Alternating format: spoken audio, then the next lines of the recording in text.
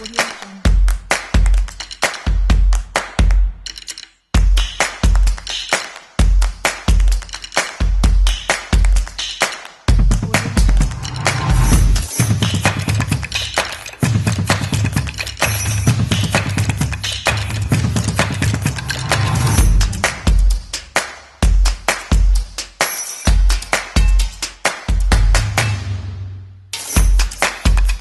आई से कि फ्लूइड की जगह collection, that is a better word ना. फ्लूइड तो ब्लड भी है, एक्स्ट्रा सेलुलर फ्लूइड भी है ना. So if we want to take out the accumulated fluid, ये ड्रेन है. अलग अलग तरीके के ड्रेन होते हैं. For example, so everyone online please be focused upon this part. ये भी पैरेलल है and I can show you here also, right. देखो ड्रेन, ये सारे अलग अलग तरीके के ड्रेन है. नाम वाम कोई नहीं पूछता है. You have to understand the concept.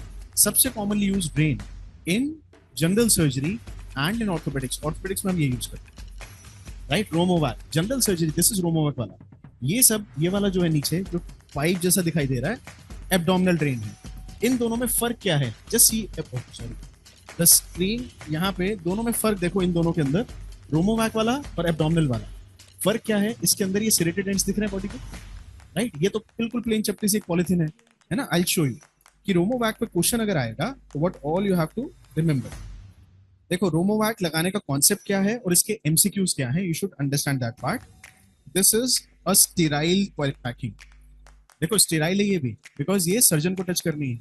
So I can not touch it, my hand is not very clean, right. So what I am going to do, sterile जो भी चीज आएगी ना उसमें हमेशा ये 2 लीव्स होंगी, राइट. सो इफ जिस किसी की भी हैंड अनस्टेराइल है, आप क्या करोगे? सिर्फ आप इनको अलग अलग कर दोगे और उसको बोलोगे आप होल्ड कर. नहीं होल्ड कर सकते हैं तो उनकी स्टेराइल शीट के ऊपर डाल, right. So I am just opening it. Let's open it. ये ओपन किया आपने एंड उनकी स्टेराइल शीट पे डाल दो, या फिर आप उनको बोलो होल्ड कर दो. So now this is all sterile, right. अब स्टेरिलिटी के लिए आप पेशेंट में कैसे इंट्रोड्यूस करते हो आप इसको? अब surgeon is having his hands clean, उसके तो हाथ साफ है. So now this is all sterile packing. खुद ही काटेंगे इसको, हमें कुछ नहीं करना है इसमें. So now they are going to cut it. जब कट करेंगे so you are going to get this one stilette here. देखो कितना शार्प होता है. This can penetrate through anything, right. This will penetrate through anything. Just see, it is very very sharp and it can penetrate through any of the fascias, any of the skin. Just have a look, है ना. It's very sharp. Let's suppose आपने किसी की Thai में operate किया है या lower abdomen में. एब्डोमेन में आई एम टेलिंग यू कि हम ऐसे शार्प ऑब्जेक्ट्स यूज नहीं करते, बिकॉज बावल है वहां पे, है ना, सॉफ्ट टिश्यूज है वहां पे. तो लोअर लिम्स में, अपर लिम्ब में if you have to use, you can use this. आप क्या करोगे?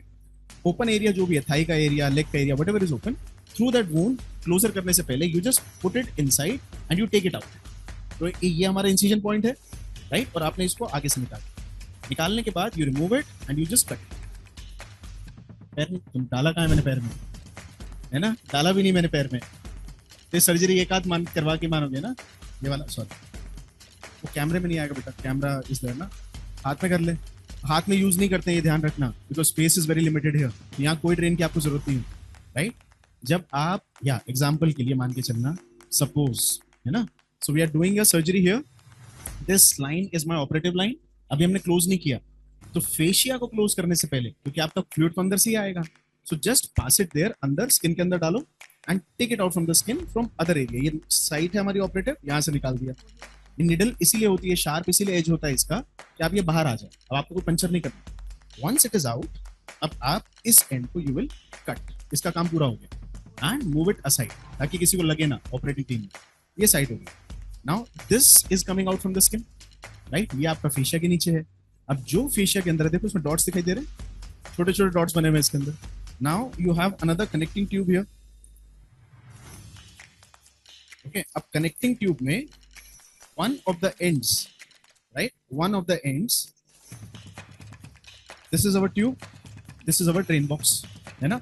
ये जो इसका सर्कुलर एंड है, it is going to go into this, इसमें लगा देना, राइट. दूसरा एंड जो पेशेंट को पाइप लगी हुई है बॉडी में, इससे कनेक्ट कर दो. फिर क्या होगा? वही तो क्वेश्चन एग्जाम का, दैट इज एग्जाम क्वेश्चन, है ना. अब ये पाइप पेशेंट के अंदर से बाहर निकला हुआ था. इतना पाइप उसके सॉफ्ट टिश्यू में है, जिसके अंदर डॉट्स हैं, छोटे छोटे डॉट्स. क्यों है? ताकि इसी में से तो कलेक्शन बाहर आएगा. There is no other way. और इतने सारे क्यों हैं? कि कुछ ब्लॉक हो भी जाए तो बाकी खुले रहेंगे. They don't have only one single block point, multiple points इसके. अभी देख लेना, I will circulate, right. Now once it is out and you are going to close the skin, ये तो क्लोज स्पेस हो गया पूरा, है ना, and then you have to create some pressure, कोई रीजन तो होना चाहिए कि वो बाहर आए, क्यों आएगा बाहर वो, तो अब क्या करें हम इसमें नेगेटिव प्रेशर क्रिएट करो, कैसे करोगे, just press it now, right, just press it now, अब प्रेस करो और प्रेस करके जब आप इसको लगाओगे तो नेगेटिव प्रेशर क्रिएट हो गया। अब जैसे ही अंदर कलेक्शन होगा ये उसको खींचता जाएगा, जितना खींचता जाएगा उतना ही खुलता जाएगा, right, this is a negative pressure mechanism system for drainage. Abdomen वाला is not a negative system, right, negative pressure system नहीं है, उसमें क्या होगा, वो कहाँ लगाओगे आप, सिर्फ डिपेंडेंट पार्ट में, जिसमें डिपेंडेंट पार्ट है, अगर आपने सर्जरी यहां भी की है तो you can not put the drain above it, you have to put the drain below it, right, ये कहीं भी लगा सकते हैं, जहां मन करे वहां लगाओ, ये अपने आप सेक्शन से खींचेगा उसको, right, but still we prefer to utilize the gravity. अगर हमने सर्जरी यहां से यहां तक की है ऊपर से नीचे तक, तो हम कोशिश करते हैं नीचे ही लगाएं, ग्रेविटी को यूज करते हैं, उसके अगेंस्ट में क्यों जाए, right, but this one is based on the dependency mechanism और द ग्रेविटी मैकेनिज्म। ये क्लियर है?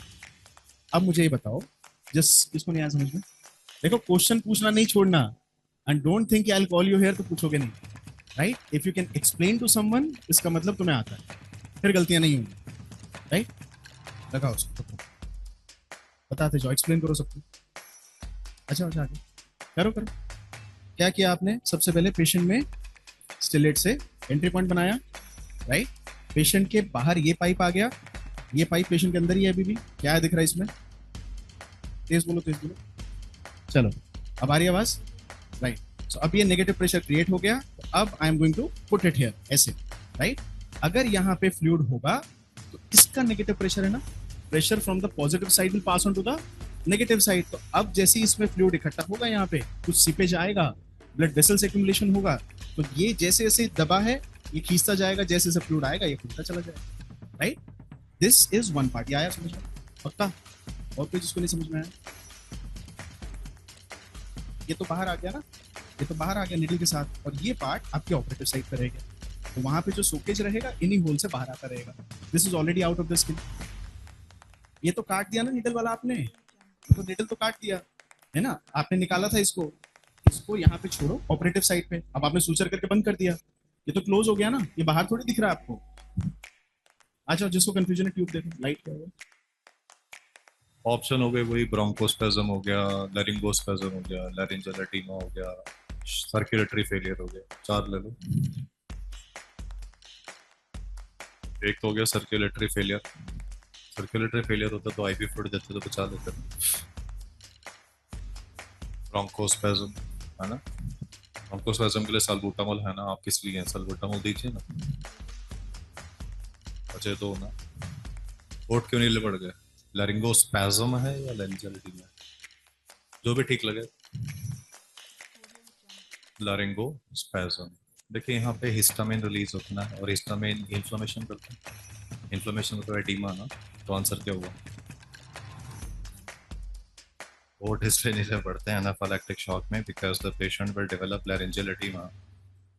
एज अ नर्सिंग अफसर ये एक ऐसी इमरजेंसी है जिस पे हमेशा सवाल आता है, और ये कभी भी हम लोग फेस कर सकते हैं हमारे करियर में, कि हमने किसी पेशेंट को इंजेक्शन लगाया और एकदम से होठ नीले पड़ गए, सांस लेने में दिक्कत आ गई, क्योंकि लैरिंजल एडिमा की वजह से इसको तो इंट्यूबेट भी नहीं कर पाएंगे, क्योंकि इंट्यूबेशन के लिए भी वोकल कॉर्ड नॉर्मल चाहिए ना, वोकल कॉर्ड सूज जाएंगे तो रास्ता ही नहीं मिलेगा आपको, इंट्यूबेट भी नहीं कर पाएंगे।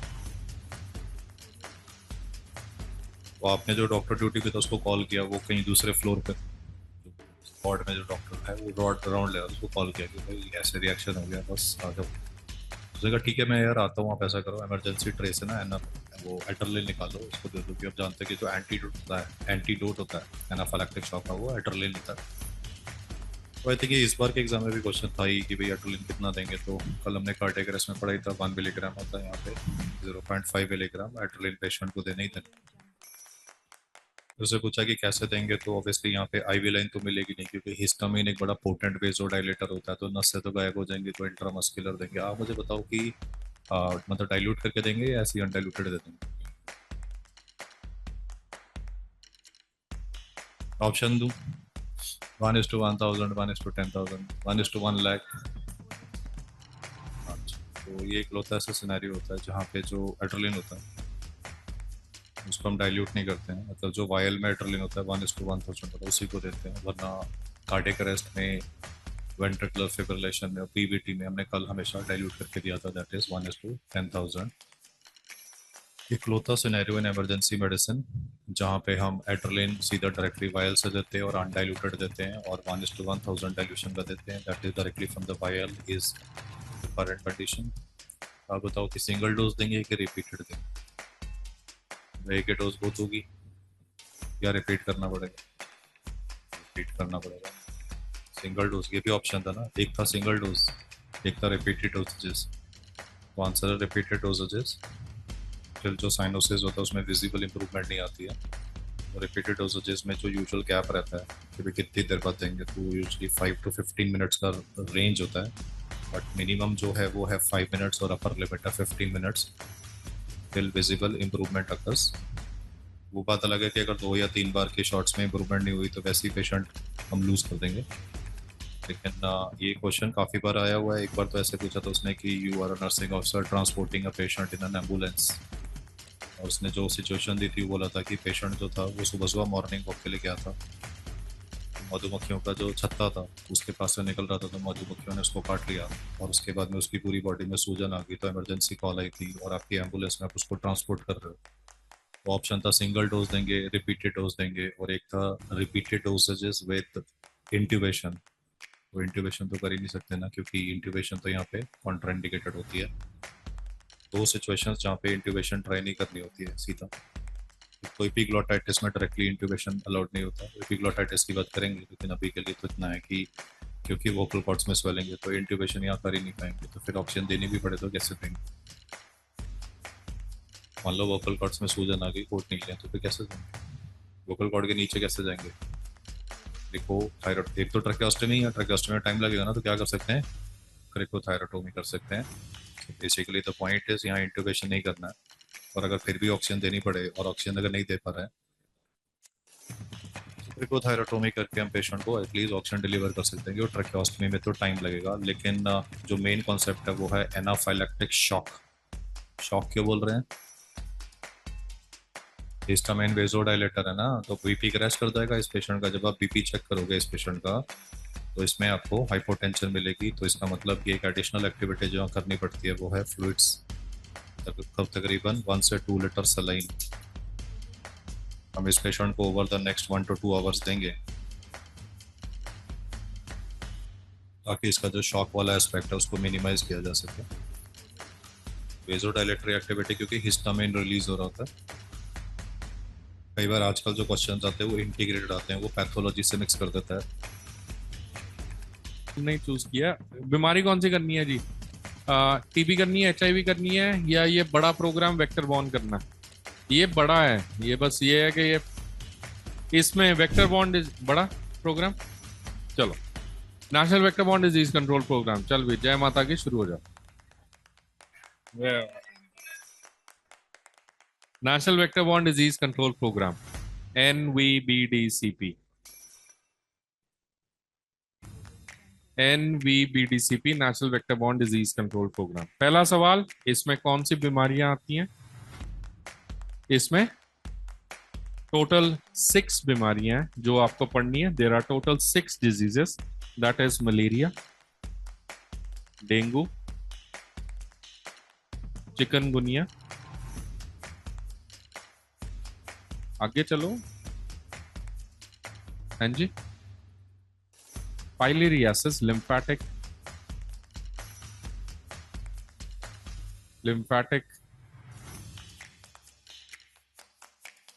पाइलेरियासिस, आगे चलो, काला आजार, आगे चलो, एक रह गया ना, 6 बोलनी है। Japanese encephalitis. So NVBDCP, it has 6 diseases beta: malaria, dengue, chikungunya, kala-azar, Japanese encephalitis, and lymphatic filariasis. MCQ: all are mosquito borne except which one? All are mosquito borne except kala-azar. Kala-azar is sand fly transmitted disease.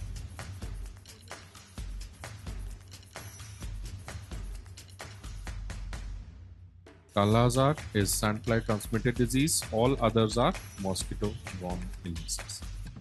इस programme के targets क्या हैं? What are the targets of this vector-borne disease control program? हाँ, target says to have API. API should always be less than 1 per 1000.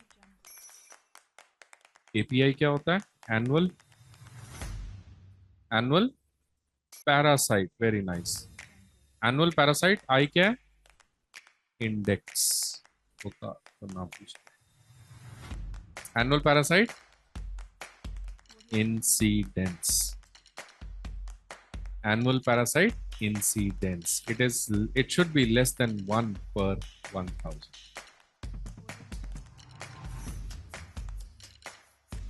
Next is ABER. ABER कितना होना चाहिए? How much it should be? It should always be more than 10%. ध्यान रहे ये more than 10% है. It is not less than 10%. It is more than 10%. ABER should be more than 10%. What is ABER? Annual blood examination. R क्या है? Rate ratio. Rate. Correct answer. Annual है ना? Yearly होगा तो rate आएगा. Very nice. Annual है तो rate आएगा. Annual blood examination rate. ABER.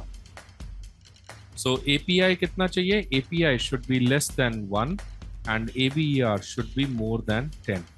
Next is we also want to control dengue and chikungunya and lymphatic filariasis and Kala-Azar. But importantly, please note we want to have elimination of Kala-Azar by what year? 2027. We want to achieve Kala-Azar elimination by year 2027. So main वैसे तो आपके ये दो targets main है plus elimination of Kala-Azar 2027. Next आ जाओ.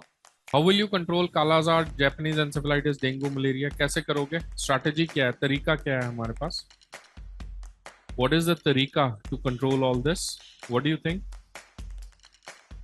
Discuss करने वाले हैं इसका पार्ट सेकंड में ये टाइप सेकंड है अपनी स्क्रीन के ऊपर. टाइप सेकंड डिस्कस करने वाले हैं और टाइप सेकंड में यहाँ से RRB 2025 के अंदर क्वेश्चन आ चुका है और BSF स्टाफ नर्स में भी यहाँ से क्वेश्चन आ चुके हैं. ये अच्छे लेवल का क्वेश्चन बनते हैं, अच्छे लेवल के, शानदार वाले लेवल के. देखिएगा क्वेश्चन को, रीड करिएगा. क्वेश्चन क्या बोला है? A + B का मीनिंग है A is the father of B. A - B का मीनिंग है A is the mother of B. A* B का मीनिंग है A is brother of B. And A% B का मीनिंग है A is sister of B. बोले then how is Q relate to S in P + Q* R - S. अब देखो ये question है वो हिडन है, यहाँ पे मीनिंग कुछ भी नहीं है, तो अपन को देखना पड़ेगा पहले. अच्छा ये प्लस आया है, ये प्लस आया, प्लस का मीनिंग क्या? फादर है. तो यहाँ आप साइड में नोट कर लोगे जब भी ऐसा क्वेश्चन आएगा कि अच्छा प्लस का मीनिंग क्या है? सर फादर है.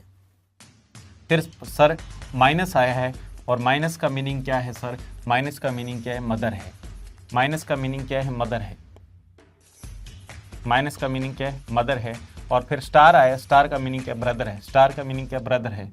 स्टार का मीनिंग क्या है? सर ब्रदर है. ठीक है सर. और परसेंटेज का मीनिंग क्या है? सिस्टर है. परसेंटेज का मीनिंग क्या? सिस्टर है. परसेंटेज दे रखा है और परसेंटेज का मीनिंग क्या? सिस्टर है. परसेंटेज और परसेंटेज का मीनिंग क्या है? सिस्टर है. क्या है? सिस्टर है, सिस है. तो पूछ रहा है क्यू का रिलेशन क्या होगा? क्यू का रिलेशन क्या होगा एस के साथ? यानी अपने को क्यू के बारे में बताना है. देखो एक इक्वेशन दे रखी है, इस इक्वेशन को सोल्व करना. इक्वेशन क्या दे रखी है? P + Q स्टार R और माइनस क्या है? S. ठीक है सर. इसको सोल्व करेंगे तो देखो P + Q, पहले इसको सोल्व करेंगे प्लस. और प्लस का मीनिंग क्या था सर? प्लस का मीनिंग क्या था सर? फादर है. यानी P है वो Q का फादर है. यानी P है वो किसका फादर है? सर Q का फादर है. और फादर है तो मेल है सर, बॉक्स में बंद किया जाएगा. फिर इसको सोल्व करेंगे. नेक्स्ट देखो स्टार है और स्टार किस स्टार का मीनिंग क्या है? ब्रदर है. स्टार का मीनिंग क्या, ब्रदर है, यानी क्यू है वो आर का ब्रदर है, यानी क्यू है वो किसका ब्रदर है, आर का ब्रदर है, और ये ब्रदर है तो इसको बॉक्स में बंद कर लो। यानी पी तो क्या है, फादर है, क्यू इसका सन है, ऑब्वियस सी बात है, ये इसका ब्रदर है तो ये इसके सिस्टर या ब्रदर होगा, तो ऑब्वियस सी बात है पी इसका भी फादर होगा, किसका, आर का। अब जरा इस दोनों को सोल्व किया जाएगा, इन दोनों को सोल्व किया जाएगा और माइनस देखा जाएगा, और माइनस का मीनिंग क्या है, मदर है, यानी आर है वो एस की मदर है, ये मदर है तो ऊपर वाली जनरेशन में बनाया जाएगा और एस को नीचे बनाया जाएगा। तो यानी ये अपना अरेंजमेंट बन चुका है। अब देखिएगा इस फैमिली को एक बार समझिएगा, इस फैमिली में देखिएगा ये क्यू तुम खुद अपने आप को मानो, क्यू तुम हो, ये तुम्हारे फादर हैं, ये तुम्हारे सिस्टर हैं, और ये मदर थी किसकी, एस की, तो एस इसका चाइल्ड है, ठीक है सर, यानी ये तुम्हारे सिस्टर हैं और सिस्टर का चाइल्ड है ये, ठीक है। आपसे रिलेशन पूछ रहा था किसका, क्यू और एस का रिलेशन पूछ रहा था, क्या रिलेशन होगा, और अपने को क्यू के बारे में बताना था, क्यू रिलेट टू, यानी क्यू के बारे में बताना था, तो एरो लगाइए, वो क्यू की तरफ एरो लगाइए, ठीक है सर। ये मैं खुद था, ये मैं था, ये मेरी सिस्टर थी, ये मेरी सिस्टर का बच्चा था, तो मैं सिस्टर के बच्चे के मैं क्या लगूंगा, मामा, और मामा होता है मैटरनल अंकल, तो ये तो होगा मैटरनल अंकल, ये क्या होगा, मैटरनल अंकल, क्या होगा, मैटरनल अंकल होगा, क्या होगा, मैटरनल अंकल। और इसी के बारे में पूछा था तो क्या होगा, अंकल होगा, यानी मामा होगा, क्या होगा, मामा होगा। इन क्वेश्चन को ऐसे ही सोल्व करना पड़ेगा आपको, और कोई तरीका है नहीं, यानी ऐसे ही दिमाग लगाना पड़ेगा। पहले क्यू को, पी और क्यू को सोल्व करेंगे, फिर क्यू आर को सोल्व करेंगे, फिर आर और एस को सोल्व करेंगे, और फैमिली को देखते हुए चलेंगे, तभी आंसर अपना आ पाएगा। यस, हाथ खड़ा करिए। ऑलवेज रिमेंबर, एंडोट्रेकियल ट्यूब या TT suctioning is not a routine procedure. Suctioning एक प्रोसीजर है, लाइफ सेविंग मेजर है। As a nurse can you do suctioning in emergency? ET tube का सक्शनिंग कर सकते हो without doctor order? Yes, it is a life saving procedure. आपका patient ये है, देखो ये पेशेंट का ट्रेकियोस्टमी ट्यूब है, इसके बाद ये यहाँ पे एंडोट्रेकियल ट्यूब है, राइट, यहाँ पे कफ लगा हुआ है, ये आपका कराइना हो गया। अब अगर पेशेंट का ये ईटी ट्यूब पूरा ब्लॉक हो रखा है, क्या है, पूरा ब्लॉक हो रखा है, डू यू थिंक जो मैकेनिकल वेंटिलेटर का जो यहाँ पे सर्किट है, राइट, यहाँ से हवा आ रही है और यहाँ पूरा ब्लॉक है, तो क्या ये एयर आगे जा पाएगी? नहीं जा पाएगी। पेशेंट को अगर एयर अंदर नहीं जाएगी तो क्या होगा, पेशेंट को ऑक्सीजन नहीं मिल पा रही, फर्दर पूरी कहानी होगी। तो क्या इस टाइम पे आप सक्शनिंग कर सकते हो? कर सकते हैं। As a nurse I can do without doctor order, I can do the endotracheal or tracheostomy tube suctioning, but this is not a routine procedure. ऐसा नहीं कि हर 2 घंटे पे करनी है, हर घंटे पे करनी है। Before suctioning we should assess the need for suctioning, that patient need suctioning। Indication आपको पता होनी चाहिए कि कब सक्शनिंग करनी है, राइट, आपको ये पता होना चाहिए। तो पहले आपको ये देखना है इंडिकेशन से पहले कि सक्शनिंग की क्या क्या साइट होती है, कहाँ सक्शनिंग कर रहे हैं हम। सबसे पहले आप सक्शनिंग कर रहे हो ओरो ट्रेकियल सक्शनिंग, और अगर पेशेंट को नॉस्ट्रिल में लगाए तो नेजोट्रेकियल हो जाएगा, राइट। फिर ओरोफेरिंजियल और नेजोफेरिंजियल। नाउ अब यहां से क्वेश्चन आता है, आर्यन ये जो हमारा सक्शन ट्यूब नहीं है, ये म्यूकस एक्सट्रैक्टर है, ये हमने सक्शन मशीन से कनेक्ट किया है। अब जब आप इसको इंसर्ट करोगे तो म्यूकस अपने आप चल के इसके अंदर नहीं आएगा, आपको प्रेशर जनरेट करना पड़ेगा ना, तभी तो ये ट्यूब खींचेगा। तो इसीलिए आपने इसको सक्शन मशीन से कनेक्ट किया। फिर इसको आपने जहाँ पे भी सिक्रीशन थे, जहाँ से आपको वो लेना था म्यूकस, वहाँ उस जगह पे इसको डाला। जब आप नेगेटिव प्रेशर जनरेट करोगे तो ये सक करेगा, है ना, वो सैंपल खींचेगा अपनी तरफ, तब ये सारा इसके अंदर म्यूकस एक्सट्रैक्ट होके इस ट्यूब के अंदर आ जाएगा। इसीलिए सक्शन से कनेक्ट करना जरूरी है। अब मैं डायरेक्ट अगर इस ट्यूब को वहां पे म्यूकस पे रख दूंगी तो अपने आप थोड़ी वो पुल करेगा, हमें जनरेट करना पड़ेगा ना नेगेटिव प्रेशर। चलो अब हम पढ़ रहे हैं कि कहाँ हमें सक्शनिंग करनी है। तो हमने अभी तक पढ़ा है ओरोट्रेकियल, ओरोफेरिंजियल, नेजोफेरिंजियल।